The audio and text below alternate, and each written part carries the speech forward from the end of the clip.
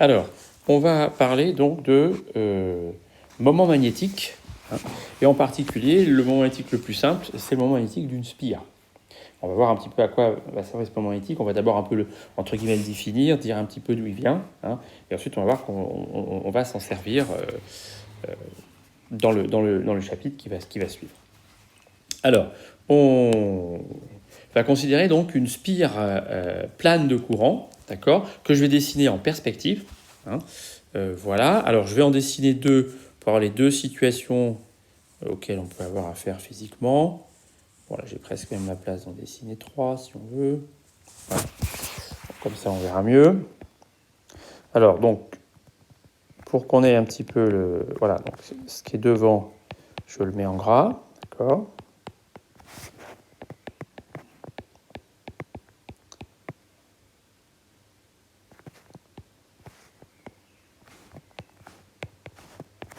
Voilà. Alors, je considère dans cette spire plane de courant que je vais orienter arbitrairement. Parce qu'il y a un courant qui va circuler dedans, donc je vais l'orienter. Alors, voilà, je vais prendre cette orientation-là. Et puis, bon, ici, comme j'ai... voilà, je vais prendre l'autre orientation. On pourrait traiter... on va voir qu'il y a 4 cas, en fait, au total. Alors, cette orientation donc, est utilisée pour définir l'intensité du courant I circulant dans la spire.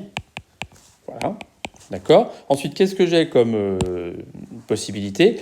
C'est le sens de circulation des électrons. Hein. Donc, soit les électrons, soit ils circulent comme ça, soit ils circulent comme ça. Et puis ici, bon, je vais faire, je ne sais pas comment on veut, allez, tiens, comme ça. Voilà, d'accord. Donc à ce moment-là, ça va me donner le signe de ces courants. Hein. On sait que le courant, hein, si on reprend la définition début de l'année, c'est le débit de charge, donc c'est forcément quelque chose de négatif, multiplié par un sigma, hein, et ce sigma il vaut plus ou moins 1. Si les porteurs vont dans le sens de l'orientation, le sigma vaut plus 1.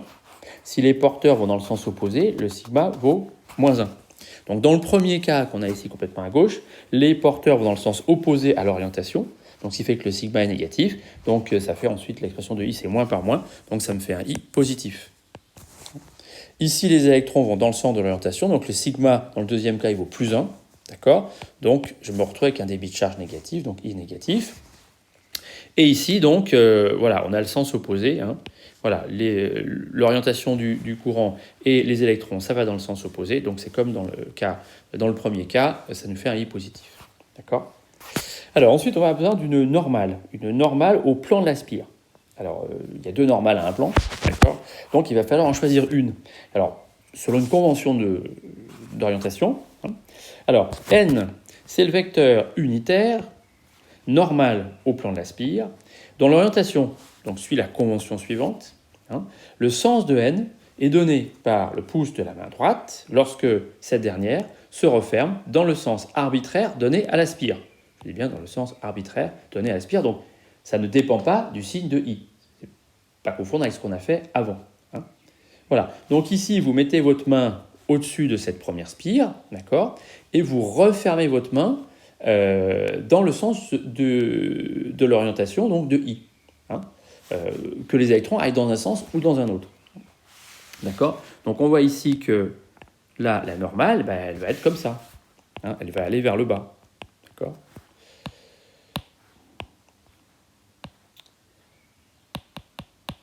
Je fasse un truc qui soit correct. La normale, voilà. Ici, donc toujours pareil. Alors l'orientation, je l'ai prise toujours pour ma foi vers le bas, donc je tourne comme ça. Hein, voilà. Je vais le faire démarrer ici. N est comme ça. Et puis ici, si je mets ma main au-dessus de la spire et que je fais tourner, je ferme ma main droite dans le sens d'orientation, hein, ça me fait un N qui est comme ça. Voilà, d'accord. Alors, on va, entre guillemets, alors bon, c'est pas une définition, enfin on va le prendre comme une définition, mais en fait ça sort d'un calcul que je vais vous expliquer tout à l'heure. Le moment magnétique donc de la spire va être donné donc par l'expression qui est encadrée. Donc on retrouve S, la surface de la spire, I, le courant, d'accord, avec l'orientation qu'on a choisie, et N, qui dépend de l'orientation de ce courant. D'accord, hein. Alors cette quantité-là, en fait, bon, j'ai défini cette quantité, vous allez me dire, si elle dépend de quelque chose d'arbitraire, c'est un petit peu embêtant. Ça ne peut pas être quelque chose de physique à ce moment-là. Alors, il se trouve que, on va le voir, le produit I par N, en fait, ne dépend pas de la convention choisie. C'est-à-dire que si je change de convention d'orientation, je change I en moins I, mais à ce moment-là, je change aussi N en moins N. D'accord? Donc cette quantité-là, en fait, elle va dépendre que du sens vraiment de parcours des électrons dans la spire. Alors regardons ce que ça donne pour M. M, je ne sais pas dans lequel je vais le faire en rouge. Voilà. Alors ici, donc, si I est positif, c'est facile, d'après cette formule, M est dans le sens de N. D'accord? Donc ici, j'ai un I qui est positif. Donc mon moment magnétique de la spire, voilà, il est orienté vers le bas. Voilà. D'accord. Ici, le I est négatif. Donc, le moment magnétique de la spire, grand M, il est orienté vers le haut. Et dans ce dernier cas, j'ai un I positif. Voilà, un N vers le haut. D'accord. Donc, si j'applique la formule, M est dans le sens de N, si I est positif, et sinon, c'est l'inverse. D'accord. Alors, ce qu'on constate déjà sur les deux derniers exemples, vous voyez que les électrons dans les deux derniers exemples tournent dans le même sens, et M est orienté dans le même sens. D'accord. Voilà, heureusement. Et ensuite, vous voyez que le premier cas, en fait, j'ai les électrons qui tournent dans l'autre sens que les deux derniers cas, et M est opposé. Voilà, d'accord. Donc, on voit bien ici, sur les deux derniers cas, que l'orientation de I donc, n'est pas la même. Donc, le signe, mais les électrons vont dans le même sens dans les deux derniers cas. Donc, l'orientation de I n'est pas la même. Donc, I n'a pas le même signe dans les deux cas, et N n'a pas le même signe non plus. Donc, ce qui fait que le produit IN a le même signe dans les deux derniers cas. Et donc, M est bien orienté de la même manière. Voilà. Donc, au final, ce M ne dépend que du sens de parcours des électrons. Voilà, donc comme je vous le dis, ce M, ce moment magnétique de la spire, c'est une grandeur intrinsèque, donc qui ne dépend pas de la convention d'orientation choisie. Alors, ce qu'on peut remarquer, c'est que, on peut le faire sur les exemples ici, c'est que le sens de M est donné par le pouce de la main droite lorsque celle-ci se referme dans le sens conventionnel du courant. Voilà, cette fois-ci, je parle de sens conventionnel, comme on a déjà parlé avant, ce qui signifie donc que le sens conventionnel, c'est toujours l'orientation pour laquelle I est positif. Alors, est-ce que ça marche ? Si je prends le cas où I est positif, d'accord, voilà. Donc ça, le cas où I est positif, c'est ici. Voilà, il y a ces deux cas-là. Alors, dans le premier cas, vous refermez votre main dans le sens donné par l'orientation correspondant à ce I positif. D'accord, vous refermez votre main droite. Et vous voyez que le pouce, il est bien vers le bas. Donc, il est dans le sens de M. D'accord ? Ici, si je prends le troisième cas, j'ai toujours I positif. Donc, vous prenez votre main, vous refermez votre main droite dans le sens donné par l'orientation. D'accord ? Et votre pouce, il est bien dans le sens de M. Voilà. Bon, sinon, si on n'a pas si on ne sait pas ça, on applique la définition, d'accord, en appliquant bien le protocole que j'ai pris, et vous avez le M. Voilà. Alors, si on a grand N spire bobiné sur elle-même, qu'on a un petit peu parlé tout à l'heure, le moment magnétique, à ce moment-là, il va être donné par l'expression suivante. Vous multipliez le ISN, vous le multipliez par grand N. Comme je l'ai dit, tout se passe en fait comme si le courant, dans une section donnée, il valait NI. Il valait plus I, mais NI. Donc c'est assez logique de passer de cette formule ici qui est encadrée à celle-ci, puisque finalement I devient NI. Le débit de charge dans une section est multiplié par grand N si je mets N spire, et si I est le débit de charge dans une spire. Alors, pourquoi introduire cette quantité Alors, en fait, d'où ça sort Ce qu'on cherche, en fait, on a une formule, en fait, par votre programme, qui nous donne le champ magnétique engendré par une distribution de courant quelconque. Donc on peut prendre tout un tas de spires, des solénoïdes, etc., ou des choses avec des formes carrées. Enfin bon, bref. On imagine un circuit un peu, pas forcément compliqué, mais enfin un circuit autre que ce qu'on a envisagé. Et on a un moyen de calculer le champ magnétique par une formule qui s'appelle la loi de Biot et Savart, en l'occurrence. Ce qu'on va faire, en fait, c'est qu'on va chercher en fait, le champ magnétique à longue distance. On va considérer que la distance, si je prends O qui est au centre de la distribution, je vais prendre OM très grande devant le diamètre de de cette distribution, si vous le diamètre type. Voilà. Et je vais pouvoir faire un développement limité, en fait, sur les distances qui sont impliquées dans l'intégrale. Hein, parce que la loi de Biot-Savart, c'est une intégrale. Voilà. Un petit peu comme on a fait quand on a fait un calcul sur la différence de marche sur les ondes. D'accord. Voilà. Donc en fait, on fait une approximation un petit peu comme ça sur les distances. Voilà. Et on trouve alors que le champ magnétique à longue distance, il s'exprime, alors il va dépendre de la distance, bien sûr, du point M que je vais considérer, au point auquel je vais considérer le champ magnétique, distance du point M au centre O de la distribution.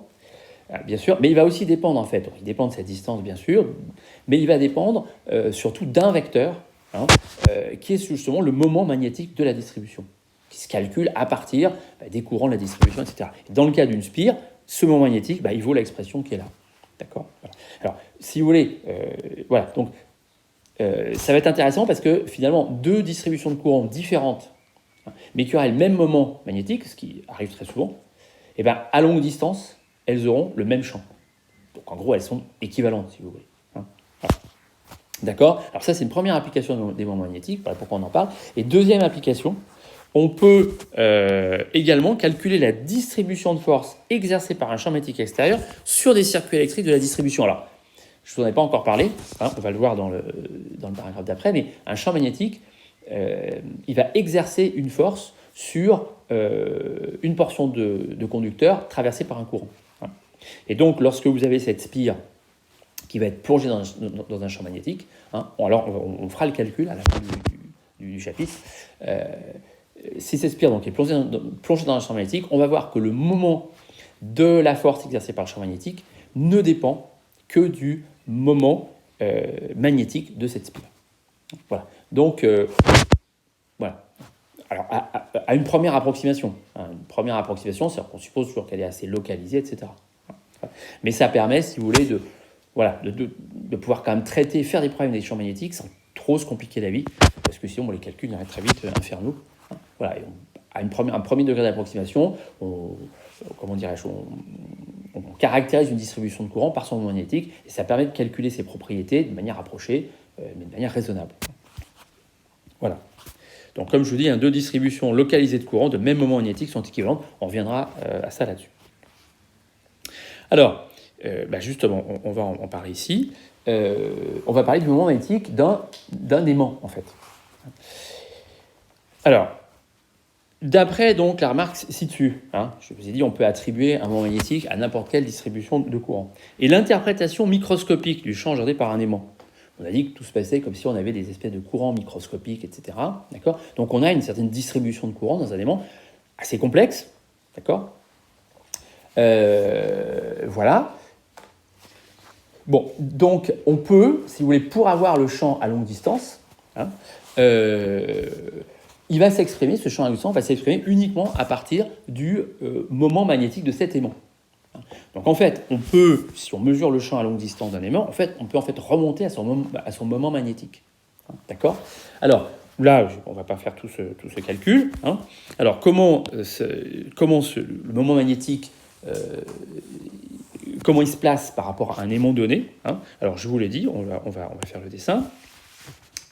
Alors voilà, donc je reprends donc un aimant.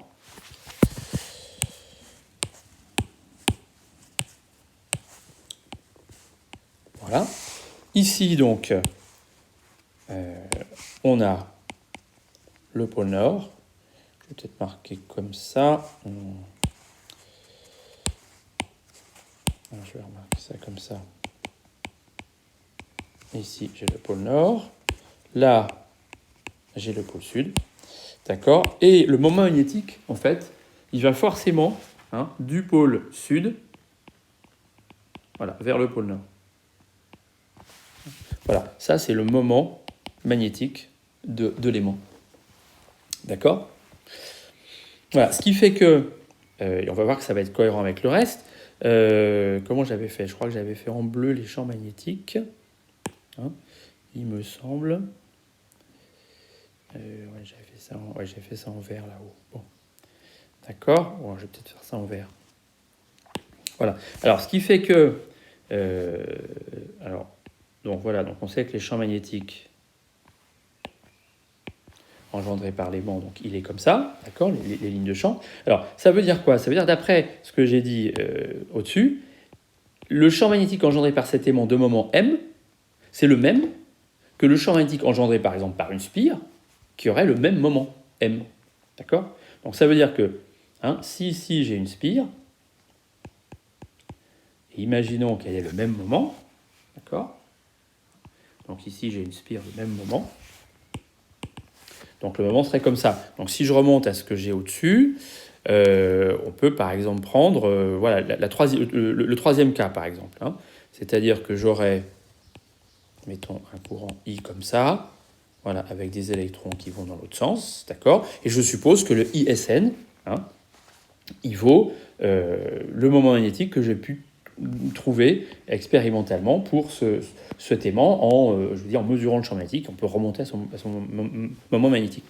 Alors, ce qu'on a vu aussi par rapport à une spire, d'accord, c'est que, si on prend le paragraphe 1.2, d'accord, le champ magnétique au centre, ici au niveau de la spire, au niveau du plan de la spire, son orientation, je le trouve par une règle suivante. Je ferme ma main droite dans le sens conventionnel du courant, donc qui est ici, et ça me donne le sens de B.